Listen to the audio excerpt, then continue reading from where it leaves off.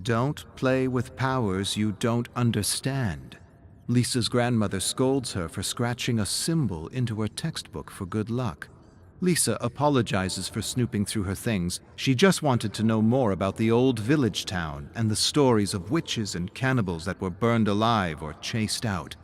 She heard her mother say her grandmother had come across several books written in an unknown language with strange symbols.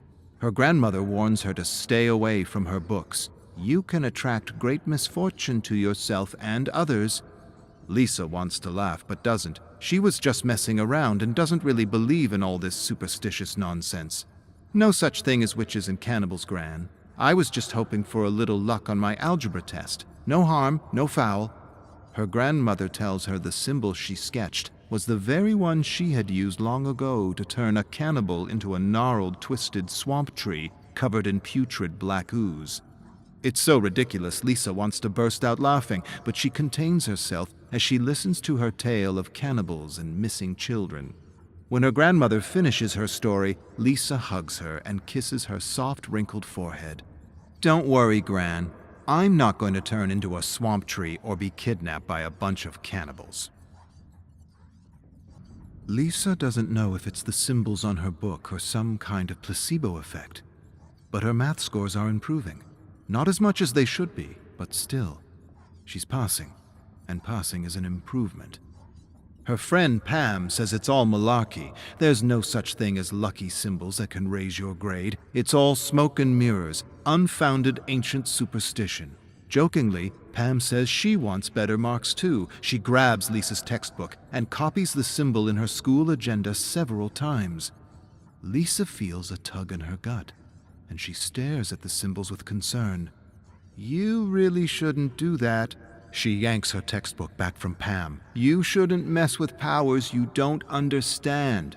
Pam laughs. What's the problem, Lisa? If these things can help you pass math, they can help me pass English too. No big deal. Pam begs for another symbol or charm to help her on a test she isn't ready for with a teacher she despises, a teacher she ridicules for being an overweight pill-popping bore.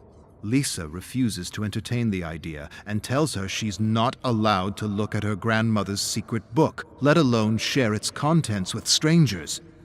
Pam shrugs and proceeds to scratch a symbol on her arm with a toothpick. She asks if Lisa heard what happened to the woman near the school. Lisa shakes her head.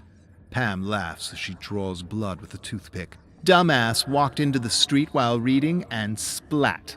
Crushed by a truck. Come! She flicks the toothpick to the ground, grabs Lisa's wrist, and leads her to a road a few blocks from the school. Lisa covers her nose and can smell the fermenting human fluids in the cracks of the pavement. Pam points out bloodstains and clumps of hair in the road and makes jokes at the dead girl's expense. Lisa grabs her wrist angrily. You mustn't laugh at the dead. Pam yanks her wrist away. Stop being creepy, Lisa. It's not like she's still around to get offended.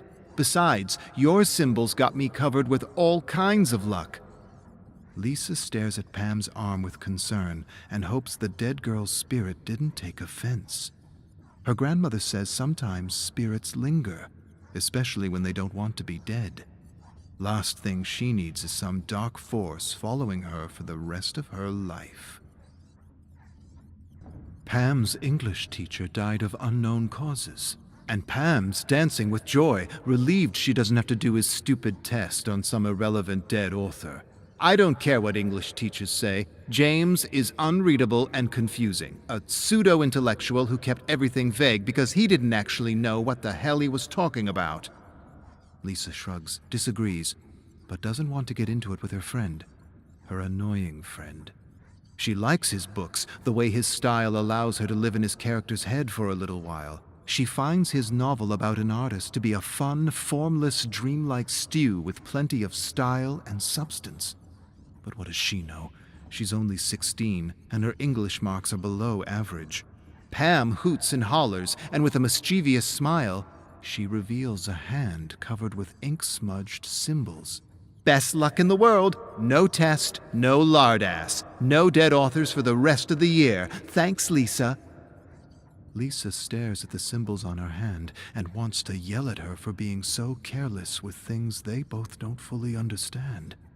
She closes her eyes and hopes her English teacher wants to be dead and that he isn't lurking about.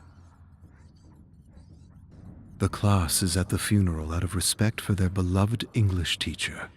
The pallbearers struggle and strain under the weight of the coffin. Pam leans toward Lisa and whispers how lucky she is and how unlucky the poor pallbearers are to have to lift such a heavy coffin. Imagine having to carry that lard ass to his grave. Lisa nudges Pam and tells her to quit it. As the pallbearers approach them, she feels a sudden tug in her gut. An instinct tells her to take some distance from her friend.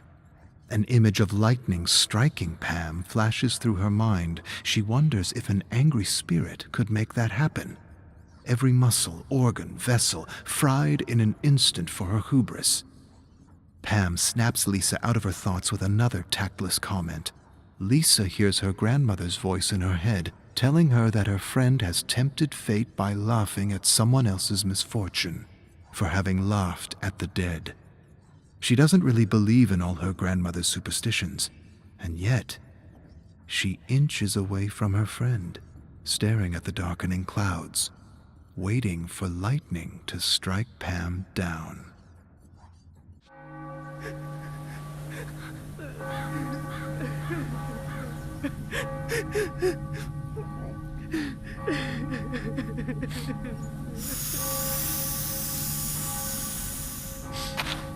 Hey.